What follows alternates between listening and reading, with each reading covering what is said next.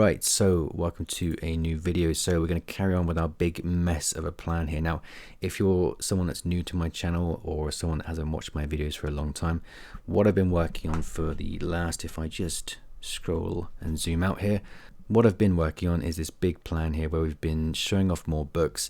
We've been talking about launch plans and ad spend and all kinds of things going on here, right? So the last thing that happened in this plan was that we created this how to draw book. Okay, so we created this how to draw book. We got it ranked on the first page. We started running ad campaigns to it. But what happened was that the organic sales weren't looking particularly good. So what we did from then, we moved on to the last video that I created, which was talking about monitoring our ads, trying to identify why sales might have been a bit slower for this, and then moving on to the new niche, which is the book in question in today's video, right? So one of the big things that we sort of identified was maybe that I didn't differentiate this book enough to make it stand out in the marketplace, right? Because differentiating is massive. If there's an opportunity where you can differentiate your book in an exciting or a fun way, especially when it comes to kids books, then you 100% should do that. So that's something that I maybe neglected when it comes to this book here. However, saying that, if you are in the case study group for people that purchase this software through me during the launch period of it, you'll know that it's actually just become a #1 new release. So that's not to be mistaken for a #1 bestseller. Two very different things, but it's looking quite promising now.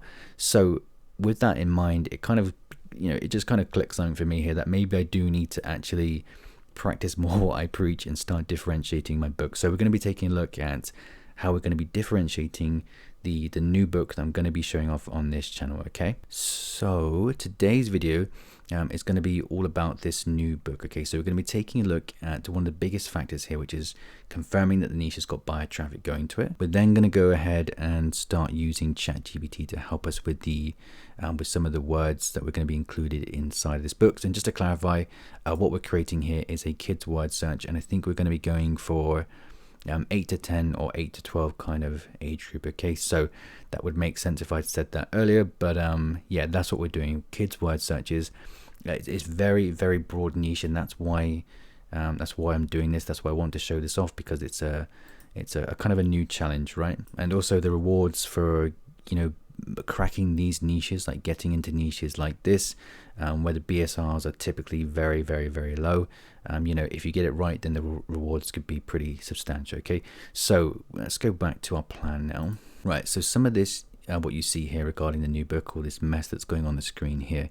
So with outsourcing and reusing assets, this is all going to link back to what we're talking about earlier on in different videos, which was reusing our assets, outsourcing illustrators, and things like that. Okay, so I'm going to touch upon this in just a second. Then we're going to move on to the massive factor that I maybe missed out before, which is differentiating our books in whatever way possible. Okay, so I'll be showing you in just a moment how I plan to do that for my upcoming word search. So let's kind of go through this in whatever order now. Let's start with confirming that the niche has got traffic going to it. Now, I've spoken about this many, many times on my channel about confirming that niches have got traffic going to them.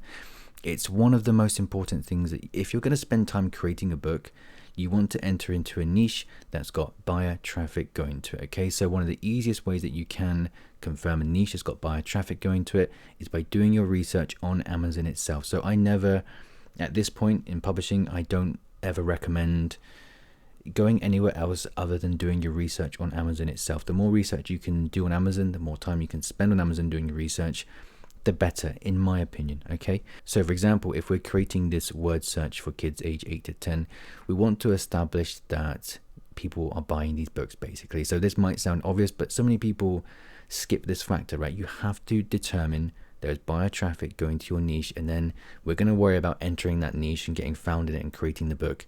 We're going to worry about that later. Step 1, confirm the niche has got traffic going to it. Okay, so some people might say that this is too broad. Now, when it comes to niching down, I think if you watch my channel, you know that I tend to sort of niche down a little bit outside of the broadest term, right? So the broadest term here would be word search. The next would be word search for kids. So we're just sort of niching down to kids here. And then what we don't want to neglect here is actually the age group that we're targeting is also indeed niching down, right? So what I'm noticing as I'm just going through this is that when we type in word search for kids age 8 to 10, we get a ton of branch off terms here. So this is Amazon's suggestions. So if this is coming back, if Amazon's coming back with other suggestions for kids 8 to 10, then I'm going to make the assumption that this niche has got traffic going to it. So that's one sign that we can look out for, okay? Is using the Amazon search bar to see if they're like branch off terms like Bible, girls, dinosaur, large print, football, boys, etc, etc. Okay, so from there, what I like to do, and you've seen me do this a million times if you watch any of my videos. If you don't watch my videos, then basically what I do is I take a look at the BSRs for the book on the first page for that search term, okay? So our search term was word search for kids age 8 to 10, and then we take a look at the BSRs to see how consistently low they are on the front page, okay? So for me, there's no set criteria. I don't tend to worry too much about the reviews that other books have, okay? So that might come as a shock to people, but I tend to enter into every niche not worrying about reviews whatsoever, okay? So what I look for is books that have kind of a ranking under, and it depends, like if these books are quite easy for me to make, which they are, then I might be a bit more lenient when it comes to the BSRs. So if I'm going to look for BSRs that are going to be like, you know, I want to see that there's some under 10,000, some under 5,000, and most of them under 30,000, let's say, for this niche, okay? So that's the criteria that I'm happy with, because I know that I can create these books quite quickly, if that makes sense, right? So we've got one 4,000, 4,000, 6,000, 2,000. I'm just going to go through this quickly. 7,000. This is a bad one. Sorry, that's a bad book, man. We're looking at 200,000, 27,000, 69,000, 56,000, 31,000. So, you know, that's not relevant. 6,000, 4,000, these aren't quite relevant.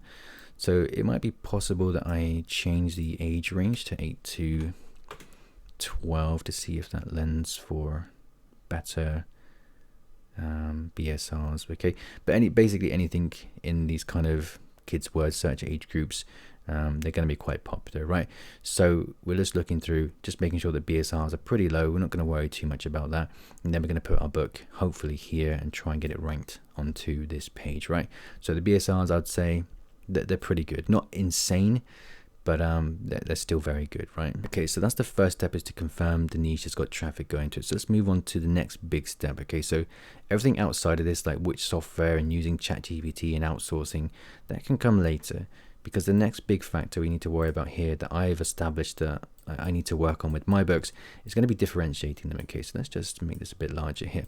So how are we going to differentiate a word search? Because if we look at them, they're all kind of the same, right? Word searches, we all know what a word search looks like, and there's nothing here that's particularly unique. So how do you do it other than adding more words, you know, adding more pages, right? So you can't keep adding and adding and adding and adding. Like the sort of bog standard here is going to be, I don't know, 100 pages typically, isn't it, right? That's the standard amount for activity book pages.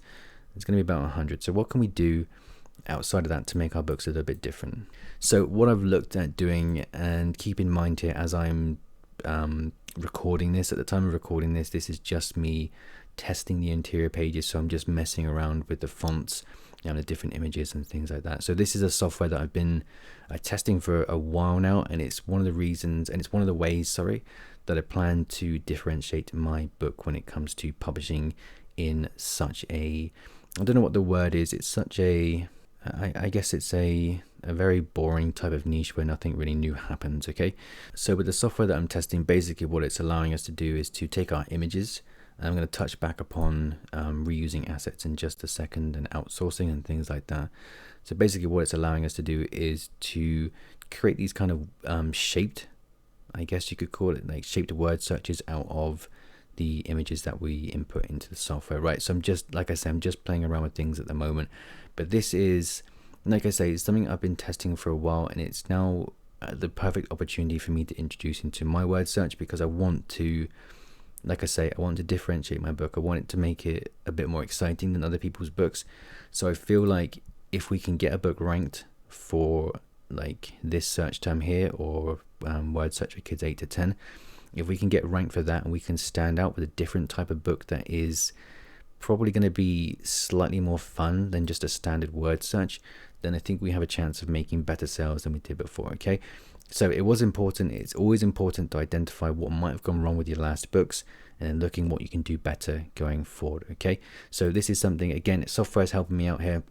You can obviously see that, but it's something that I think will help me differentiate when it comes to creating this next book. So you might notice this image looks familiar. It's because it's one that I was using inside the How to Draw book. Okay, so just to touch upon something very quickly that I've noticed is that when it comes to these type of books, if you're going to be creating them, you need to make sure that you have a certain opacity level when it comes to creating these. Okay, so if I just drop mine down here, because it's not going to be fun for people to be trying to find words that are hidden behind black lines, right? So I don't know if we can see it that well at the moment, but basically we drop the opacity so we can actually see what's going on in the word search. Okay, and what the software is doing is it's basically, with the words that we've input into the software, it's basically creating them around the shape. Okay, so there's a lot more obviously to this, but I'm just testing it, and I will be creating my entire book using this. Okay, but that's just a quick look at things here. So as you can see, I think when it comes to kids books, if you can make them more fun in any way possible, then I think you should definitely do that. So for example, like I've had someone create these images for this book, and the software goes ahead and obviously not wraps, but you know, it puts the words inside of it, right? So it makes it look a little bit more fun when it comes to someone completing them, right? So regarding these images, let's just touch back upon their usage when it comes to hiring people and outsourcing. So if we just come back up to our familiar looking beaver here. Now, what we had before, if I just quickly try and scroll out whilst doing this. So basically what we were doing was looking at reusing our assets for this How to Draw book. Can I draw this on here? Would this work? So let me try that again. So when it comes to reusing our assets, so we basically,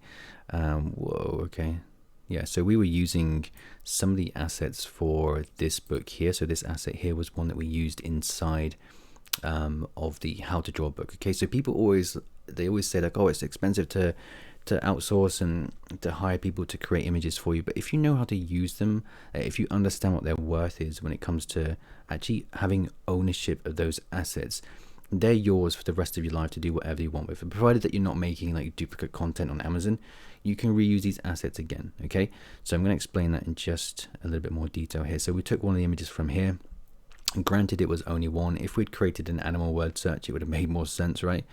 But we just took this one here and used that inside the book. So when it comes to outsourcing, what I've done is I've had 100 more images created. So those 100 images, as you can see, they're being used inside of this book here. Okay, so these images that you can see in the faded in the background here, this is me screwing around with the software here, but these images here, very simple, like the clocks and all sorts of things here.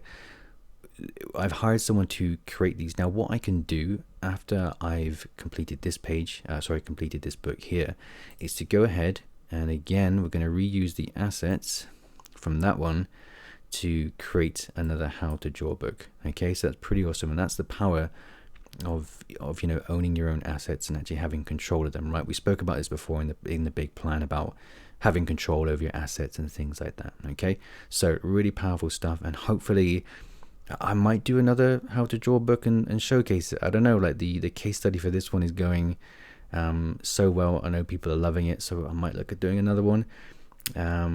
Yeah, it's gonna be exciting. But let's continue to just focus on what we're doing at the moment with this book, right? So we're going for the word search, we're creating it inside of this software. The differentiating point was that we were going to create the kind of shaped ones. Okay, so we're going to be looking at ranking the book. I'm going to talk more about ads in just a second. If you bear with me, it's going to be some interesting information regarding that.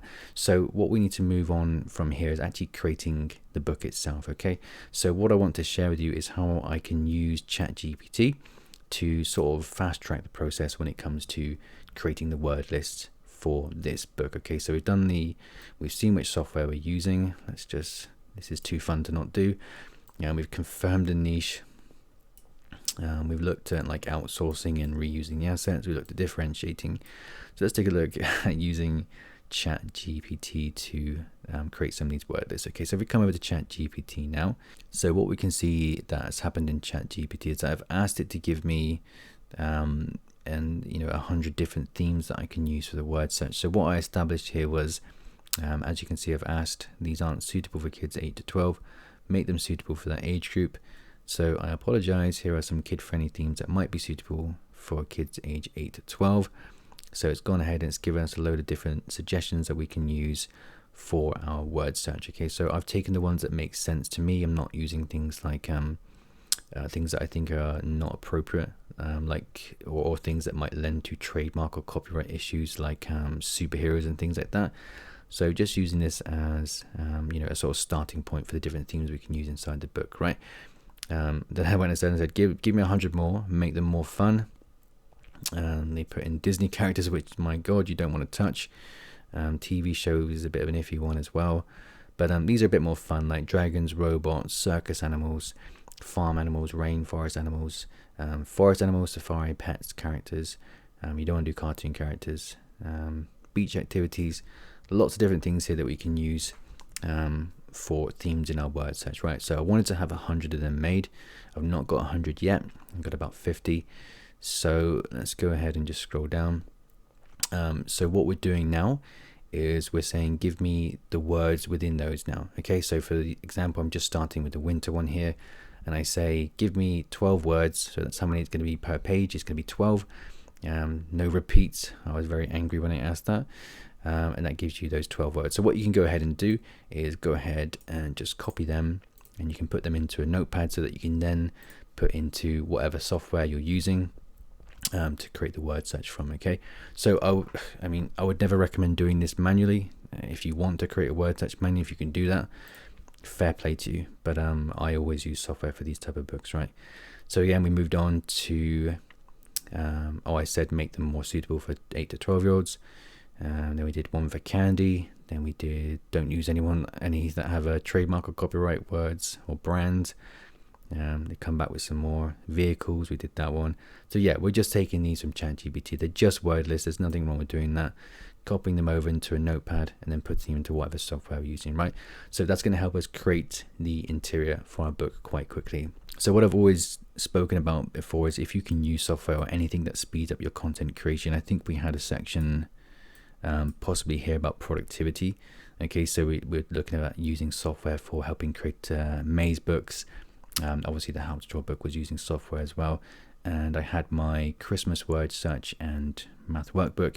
These all use software. Like if you can't do it, if it takes you years to make these type of books, you're not willing to spend a bit of money to invest into actually having this created within days instead of months, then that's your choice, obviously. Okay, so I think that's covered a fair bit without going into too much detail about this new book. So I've just added in this new section here that I want to talk about very quickly, which is actually launching the book. Okay, because again, with everything we do, the workbook, the Christmas book, the How to Draw book, the launch period is very important, isn't it? I think we know that by now, right? We have to have something ready. We need to have a plan when it comes to actually launching these books. Okay, so with the How to Draw book that we're creating, I'm going to go into some ad campaigns in just a second, but basically what we were doing was creating certain types of ad campaigns for the How to Draw book that for that book they weren't performing that well. So what we went ahead and did was to go and create this kind of more aggressive campaign. Okay, so this is like a strategy I've never really gone with because it's hard for me to recommend people do this. So I think I'm going to be implementing this strategy into my word search one as well, because I think word searches, like when it's broad, like what I'm doing, I think is quite ambitious. So it's going to probably need some sort of aggressive push, right? So what was happening with the How to Draw book is that I decided to push this quite aggressive campaign, which is at 89% ACoS with 5 orders and 36 clicks. So the click conversion rate is actually really good, 5 orders from 36 clicks. So those 5 orders, they've immensely helped the book get ranked for multiple search terms. So if you're in that group, you'll know exactly what's going on because I'm pretty much updating that every day at the moment with the positioning of my book. But yeah, the importance of the launch, as you know, is pretty immense. So we're going to be trying probably a very similar campaign where we're going to have quite a quite a spend going to it. I mean, $30 in a week isn't exactly a lot, but I think with this new book we might be looking at spending that type of money as well. Okay, so doing things this way, where we're running an auto campaign quite aggressively, is giving this information back from Amazon sooner. Okay, so we're finding out what's converting. It's too early for this particular campaign to understand what's converting and what isn't, but when it comes to running these type of books, where running these campaigns and creating these type of books and doing these type of launches where we want to get into competitive niches, that's how I'm going to be doing it. Okay, I want that information back from Amazon as soon as possible. Okay, so I need to be, and the point of talking about this now is that I need to be prepared for this. Okay, so the likelihood is that I will start winding down some of these campaigns just to make room for the next one as well. So by the time I release this book, hopefully I'd have been able to optimize these campaigns here, or this campaign, so that I'm not spending like $5 to $10 per day. Try and wind that down to $3 to $5 per day, so I can make room for the next book, okay, which is going to be this one, which I think will have a similar amount of ad spend when it comes to the launch of this one. Okay, so I think that's pretty much everything. This is kind of a teaser into what will be the next video, which is going to be actually revealing the book, and hopefully at the time of recording, when you watch that video, that book will be actually live this time, and it will actually have enough data behind it to understand what's going on, whether it's making sales, and just have a lot that we can show off in that video coming up. Okay, so that's going to be the next video. It's going to be revealing the book. Make sure you're there. Make sure that you have your notification bell turned on, because it's going to be an exciting video. Okay, so I think we've covered most things here. Now I'll just go over what's happened again. I really just want to use the draw tool again, if I'm being honest. So what we've done, and you need to take all these things into consideration when you're launching your books as well, when you're creating new books, entering new niches, you need to confirm the niche has got traffic going to. I can't stress that enough. Like, there's no point in trying to, in my opinion, no point in trying to reinvent the wheel. You have people tell you, just go where you're passionate, and go into all these untapped niches that don't have any proven buyer data behind them. If you're here to make money, which you are, then I always say make sure you confirm the niche has got traffic going to it. Okay, so we're going to take a look at using software to help us with the book creation. We were looking at the launch plan. Okay, so by launch plan, I mean we're talking about running ads. The type of ad campaign I'm going to be running is more than likely just going to be a one auto campaign and working from there. So inside the case study that we did for this one, we have some crazy awesome stuff going inside of it. I think people are really enjoying this one, what I'm doing with this auto campaign and the book in general. But yeah, we're going to be hopefully doing it with that one as well. For the sake of people that have purchased this through me, like, that's not something I'll be showing off on the public channel, but we'll see basically. So moving back to, we have our launch strategy or whatever, which is basically just ads. Then we worked at the big factor, which was differentiating, which was of course using the software to get the word searches into shapes. Then we looked at reusing our assets and how we can possibly use them again for our next book. Okay, because I hired someone to, I don't know if I can show up on screen at the moment. Basically I hired someone to do 100. At the time of recording they've done 50, so I've only just started creating the book, but we can reuse them for, if you have software or whatever, you can reuse them for your other projects as well. So I'll be making another how to draw book, hopefully, if it works out. If it lends to that opportunity, then I will do it. If not, whatever. Of course, like I just said, about outsourcing. And then we looked at ChatGPT for helping us create the word lists. Okay, so again, we're all about speeding things up by using AI in a very sensible, not stupid way. Okay, so I think that's pretty much everything. I look forward to the next video where we're going to be filling in the question mark. The big question mark is going to get filled in, and we're going to see what the next book is going to be, or what the next cover looks like basically. And then we're going to be so this should be live by that video. The book should be live this time. We had a lot of problem with the how to draw book not getting accepted. That's why it didn't go live soon enough. But this next one, I think it's going to be live. It's going to be exciting, and I look forward to seeing you in that video. Goodbye.